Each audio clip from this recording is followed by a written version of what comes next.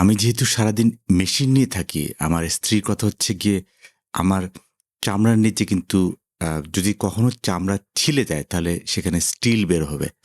দিন শেষে আমরা যদি আজকের আলাপে যাই যে কিভাবে মেশিন চিন্তা করে, তার আগে আমাকে প্রশ্ন করতে পারতে হবে যে আসলে মানুষ কিভাবে চিন্তা করে। কারণ পৃথিবীতে আপনি যত ইনোভেশন দেখেন, সব ইনোভেশন কিন্তু হিউম্যান বা নেচারকে আমরা মিমিক করেছি।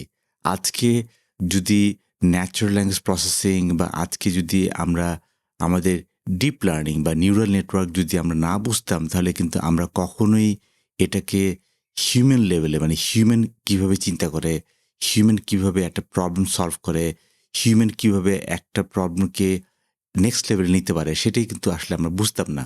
তো আমাদের প্রথম কথা হচ্ছে গিয়ে মানুষ যেভাবে চিন্তা করে, মানুষ যেভাবে কাজ করে, মানুষ যেভাবে প্রবলেম সলভ করে, machine does the same. So এখানে আমার কথা হচ্ছে যে how to think like a machine solve problem. এটা হচ্ছে গিয়ে আদার ওয়ে রাউন্ড। আসলে মানুষ কিভাবে একটা প্রবলেম সলভ করে সেটা যদি আমরা ঠিকমতো বুঝি এবং সেটা বুঝলেই কিন্তু we can solve the problem with enhancement from the machine because we treat machine as our partner. আমরা যদি মেশিনকে যদি পার্টনার হিসেবে চিন্তা করি তাহলে কিন্তু we can solve any other problem in the world. আর আমি যেটা সবসময় বলি যে human intelligence is the base line, কিন্তু artificial intelligence is the extension of human intelligence. এই জন্য আমরা সুপার ইন্টেলিজেন্সের কথা বলছি, আমরা এসবের কথা বলছি। এগুলো হচ্ছে কি হিউম্যান এক্সটেনশন। আমরা কখনোই ভাববো না যে হিউম্যান দুর্বল বা এটা। অফকোর্স আমরা যদি চিন্তা করি যে ধরা যাক একটা বড় কন্টেইনার, আমি একটা বড় কন্টেইনারকে আমি এক জায়গা থেকে আরেক জায়গায় নিব। এখন আমি যদি বলি যে না মানুষ দুর্বল, মানুষ একা এটাকে এক জায়গা থেকে আরেক জায়গায় নিতে পারে না। রাদার মানুষ ক্রেন ব্যবহার করে। আমি বলব যে it is the human extension. The crane is the human extension of মানুষের যে কায়িক পরিশ্রমের যে সক্ষমতা। আমাকে একটা কন্টেইনার একটা জায়গা থেকে আরেকটা জায়গায় নিতে হবে। দ্যাট ডাজন্ট মিন দ্যাট এটা হিউম্যানকে করতে হবে, মানুষকে করতে হবে।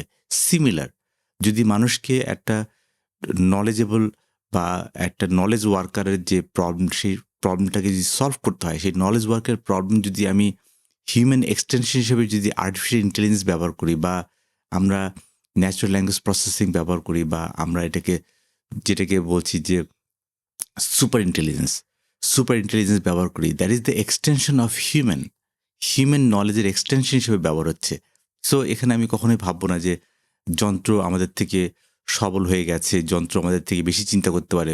বিকজ হিউম্যান ওয়ান্টেড দিস যন্ত্র to be more deliverable or more super performer than that of human knowledge or human যে আমরা যেটা বলছি যে হিউম্যান ইন্টেলিজেন্স। আমরা সবসময় যেটাকে বলি যে হিউম্যান ইন্টেলিজেন্সের এক্সটেনশন হচ্ছে কি আর্টিফিশিয়াল ইন্টেলিজেন্স। এই জন্য আর্টিফিশিয়াল ইন্টেলিজেন্স কিন্তু অনেক অনেক অনেক অনেক পাওয়ারফুল হবে হিউম্যান ইন্টেলিজেন্স থেকে। Of course this is what human want. Human want যে আর্টিফিশিয়াল ইন্টেলিজেন্স তার থেকে অনেক অনেক অনেক পাওয়ারফুল হোক। তো এটাই হচ্ছে আমাদের আলাপ যে আসলে কীভাবে আমরা ফাইনালি এটাকে হিউম্যান এক্সটেনশন হিসেবে ব্যবহার করতে পারবো। আজকে এ পর্যন্তই, থাকছেন তো সামনে।